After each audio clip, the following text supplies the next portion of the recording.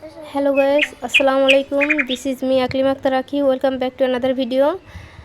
আমরাও চলে আসলাম হচ্ছে রোদের তাপে ডিম ভাজতে, ডিম পোস্ট করতে। তো সবাই যেহেতু হচ্ছে ভিডিও দিচ্ছে যে কিভাবে হচ্ছে রোদের তাপে ডিম ভাজে, তো আমিও আজকে চলে আসছি দুপুরের রোদে, করকরা রোদ একদম। আমরা হচ্ছে ডিম ভাজবো আমি আর সুমাইয়া। তো হচ্ছে সুমাইয়া হচ্ছে প্লেটে হচ্ছে তেল দিয়ে প্লেটটা হচ্ছে ভালো করে তেল ঘুরায় ঘুরায় মিশাইয়া রেখে দিচ্ছে রোদের মধ্যে। তো রোদের মধ্যে আমরা প্রায় 30 মিনিট ধরে প্লেটটা রাখছি।